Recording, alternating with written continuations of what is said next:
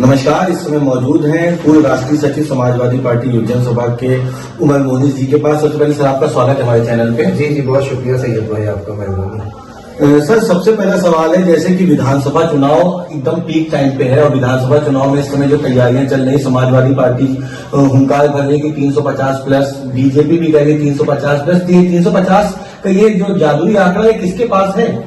नहीं, बीजेपी का तो हास्यपात है। और हमारे शो में जो भी अखिलेश जी जहां से भी विजय रथ लेकर निकल रहे हैं, आपको खुद अंदाजा हो रहा होगा कि हम जो है वो 402 सीटों की तरफ बढ़ रहे हैं।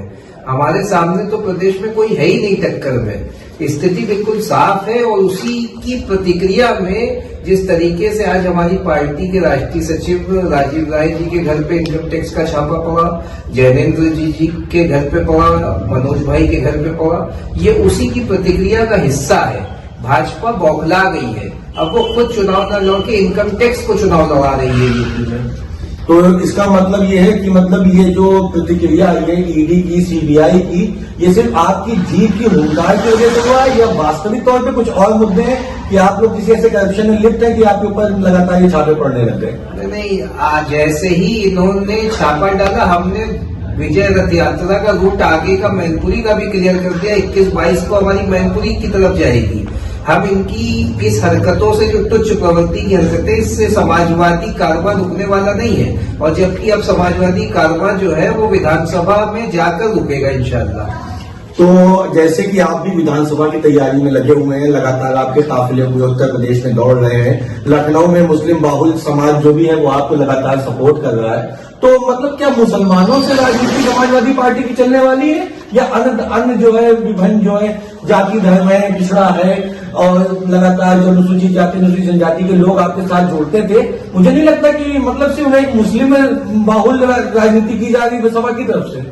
नहीं, हमारे ऊपर मुस्लिम आरोप लगाना तो बेफिजूल की बात है। समाजवादी पार्टी हमेशा से सभी वर्गों को लेकर चलती है और समाजवादी पार्टी का मतलब डॉक्टर लोहिया जी का मतलब था, डॉक्टर लोहिया जी के जो विचार हैं, जो उनकी नीतियां हैं, जब आप उसको पढ़ेंगे तो उसमें सभी धर्मों का सम्मान सिखाया जाता है। हमारी पार्टी के ऊपर विपक्ष इस तरह का आरोप लगाते हैं मुस्लिम तुष्टिकरण का, लेकिन हमारी पार्टी जो है वो सभी धर्मों को लेकर चलती है। आपने पीछे देखा, जब हमने लैपटॉप बांटा तो सबको बांटा, कन्या विद्याधन बांटा तो सबको बांटा। विधानसभा में जो 60 का मंत्रिमंडल था, अगर आप उसको देख लीजिए तो कोई भी वर्ग उससे अछूता नहीं रहा। सबको वर्गों का सम्मान मिला और आगे भी मिलता रहेगा इंशाल्लाह। जैसे कि आपकी पार्टी के बारे में कहा जाता है कि इसको MY पार्टी कहते हैं, मुस्लिम और यादव पार्टी, और अखिलेश जी ने कहा कि हमने इसका नाम MY वास्तविक है, लेकिन ये M से महिला है और Y से युवा है। इस पे आपकी क्या टिप्पणी है? नहीं, बिल्कुल सही बात कही अखिलेश जी ने। MY फॉर्मूला कुछ नहीं है। हमारा गठबंधन जो है वो जनता के साथ है, जनता हमारे साथ है। बीजेपी हार चुकी है, बीजेपी बौखलाहट में है। आप खुद ही देख लीजिए, मैं क्या कहूं, जितनी भी मोदी जी की रैलियां हो रही हैं, प्रधानमंत्री पूरा टाइम यूपी में दे रहे हैं, हफ्ते में 5-5 दिन वो यूपी में नजर आने की प्लानिंग कर रहे हैं। और हमारे यहाँ तो कोई प्लानिंग नहीं है, हमारी प्लानिंग तो जनता कर रही है। हमारी पार्टी की पीछे है और प्रदेश की आवाम, प्रदेश की जनता जितना दिल खोल के पलके बिछा के अखिलेश जी का स्वागत कर रही है। अखिलेश जी ने जो अभी गाजीपुर से लखनऊ तक एक्सप्रेसवे पे, समाजवादी एक्सप्रेसवे पे, पूर्वांचल एक्सप्रेसवे पे जो रथ यात्रा चलाई थी, वो लखनऊ सुबह 4 बजे पहुंची और पब्लिक का एक हुजूम साथ था।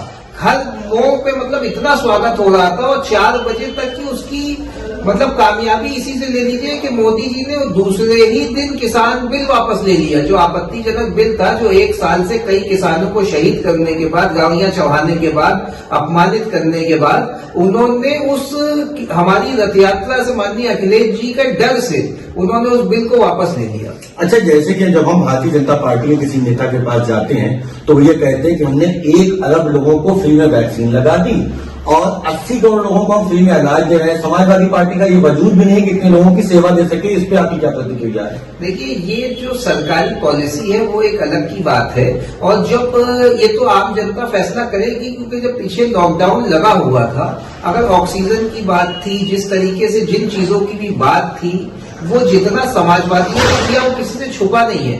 भाजपा वाले अपने बिलों में छुपे हुए थे। यहाँ तक कि जो उनका आरोप है, अगर तो मैं क्लियर कर दूं, आप उठा के देख लीजिएगा, अनिल राजभर एक इनके कैबिनेट के मंत्री हैं, उन्होंने कहा कि योगी जी को शायद पता नहीं है कि विधायक निधि सस्पेंड है और हम विधायक निधि से कैसे कोरोना से बचाव के उपकरण खरीद लें। आप बयान है, आप यूट्यूब पे सर्च कर लीजिएगा, मिल जाएगा। और जो लखनऊ के जिस क्षेत्र से में आप बैठे हैं, यहाँ के जो क्षेत्रीय विधायक है, कैबिनेट मंत्री हैं, उन्होंने खुद पत्र लिखा, वो भी पत्र भी वायरल है और सबके पास पहुंच गया। उन्होंने कहा मैं बेबस हूं, मेरी कोई अधिकारी सुन नहीं रहा। उन्होंने मुख्यमंत्री जी को पत्र लिखा।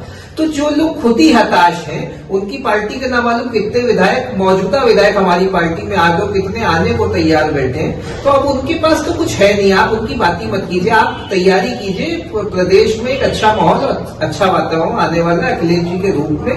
बस मुख्यमंत्री पद की शपथ लेने की देर है। जैसा कि मैं भारतीय जनता पार्टी के नेताओं से भी, जो अल्पसंख्यक समुदाय के, उनसे एक सवाल करता हूं कि विधानसभा प्रत्याशी मुसलमान कितने हैं, तो जवाब कभी नहीं मिल पाता। आज अगर आपसे मैं सवाल करूं कि उत्तर प्रदेश विधानसभा चुनाव 2022 में कितने मुस्लिम प्रत्याशी? नहीं, देखिए, मुस्लिम प्रत्याशी की बात ही मत कीजिए। समाजवादी पार्टी, मैंने पहले ही कहा, वो सभी धर्मों सभी वर्गों को लेती है। किसी के साथ नाइंसाफी नहीं होगी। जिसकी जितनी संख्या भारी, उसकी उतनी भागीदारी के हिसाब से सबको बराबर प्रतिनिधित्व दिया जाएगा। अच्छा, चाचा ने इस पे क्या प्रतिक्रिया है? इतना समय क्यों लगता है चाचा के आने में? नहीं, चाचा की पार्टी है, चाचा की पार्टी से हमारा गठबंधन हुआ है और गठबंधन तभी तय होता है जब सीटों वगैरह की बात सब फाइनल हो जाती है। माननीय शिवपाल जी बड़े नेता है, उनकी पार्टी से गठबंधन हुआ है। स्वागत है इसका। ये थे हमारे साथ बहुत ही, कहा जाए कि दिग्गज नेताओं में अपनी भूमिका निभाते हैं, व्यापार मंडल से भी अपने आप को संयुक्त किए हुए हैं और साथ ही साथ अल्पसंख्यक समुदाय का एक बहुत बड़ा फेस है लखनऊ का। हमारे साथ थे इस समय उमर मोनिस जी, उन्होंने अपना बहुमूल्य समय दिया हम लोग को, इसके लिए उनके लिए बहुत बहुत धन्यवाद। और आगामी विधानसभा चुनाव में वो एक हमारे प्रतिनिधि बन के 174 विधानसभा का प्रतिनिधित्व करें, इसके लिए उनको ढेर सारी शुभकामनाएं हैं। वॉइस इन द टीम की टीम लगातार समाजवादी हो या फिर बहुजन समाज हो या फिर कांग्रेस हो या फिर भाजपा, हम सबसे पूछेंगे कि आने वाला चुनाव किसका है और कौन बनने वाला है मुख्यमंत्री। वॉइस इन द टीम की टीम लगातार ऐसे कवरेज को करती रहेगी।